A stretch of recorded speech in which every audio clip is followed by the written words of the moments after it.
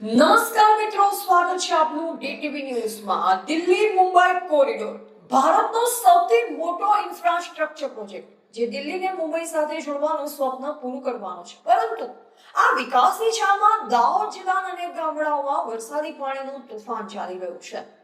આજે અમે લઈ આવ્યા છે આ મામલાની ગ્રાઉન્ડ રિપોર્ટ। જાલોદ તાલુકાના 14 અસરગ્રસ્ત ગામોમાં સર્વે કામગીરી શરૂ થઈ ગઈ છે। શું આ સર્વે સમસ્યાનો કાયમી ઉકેલ લાવશે કે માત્ર વચનોનો ઢોંગ? જાણીએ વિગતે। દાહોદ જિલ્લાના જાલોદ તાલુકામાં દિલ્હી મુંબઈ કોરિડોરના કન્સ્ટ્રક્શનના કારણે વરસાદી પાણીના નિકાલની વ્યવસ્થા પૂરી રીતે ખોરવાઈ ગઈ છે।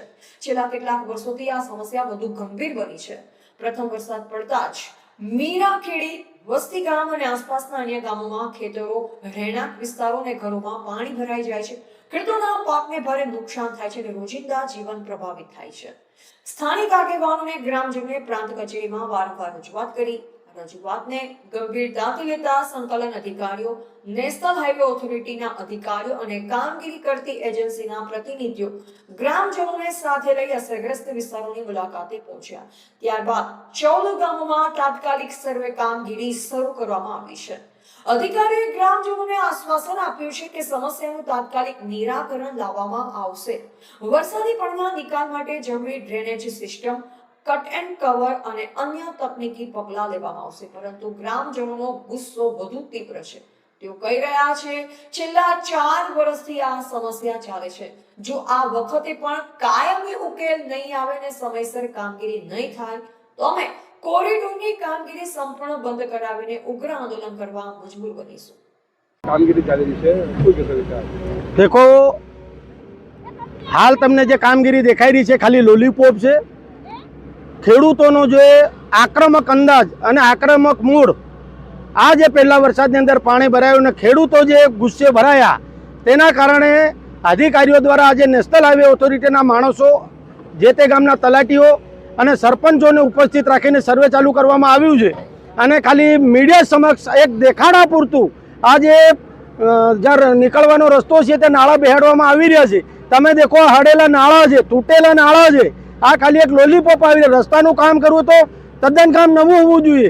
આ તો ખાલી એક લોલીપોપ આપી અને લોકોનો જે મૂડ છે એને શાંત કરવાની કોશિશ સરકાર અને તંત્ર દ્વારા કરવામાં આવી રહી છે। ગત વર્ષે 3 વાર સર્વે કરવામાં આવ્યું, તે છતાં અમારી મૂળભૂત સુવિધા ઉપલબ્ધ કરાવવામાં ના આવી હોય તો આજે આ લોકો મૂળભૂત સુવિધા ઉપલબ્ધ કરાવે એ બાબતે અમને સરકાર અને આ નેશનલ હાઈવે પર કોઈ પણ જાતનો ભરોસો નથી। અમને પૂરેપૂરો વિશ્વાસ છે કે જ્યાં સુધી અમારી મૂળભૂત સુવિધા ઉપલબ્ધ ના થાય ત્યાં સુધી અમે જો આ રોડનું કામ બંધ નહીં કરાવીશું તો અમારું એક પણ જે કામ છે, માંગણી છે, એ સંતોષાવાની નથી। इसमें अभी हमारा 80% काम हो गया है ना।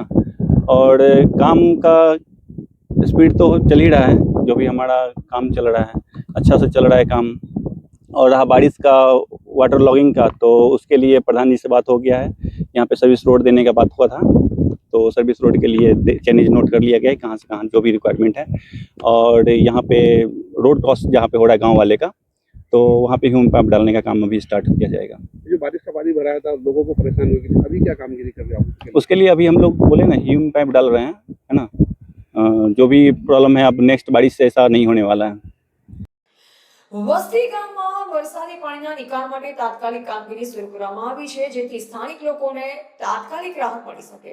મિત્રો, વિકાસ અને પ્રગતિ જરૂરી છે, પરંતુ જો તે સ્થાનિક ખેડૂતોને, ગ્રામજનોના જીવનને તબાહ કરે તો તે વિકાસ અધૂરો છે।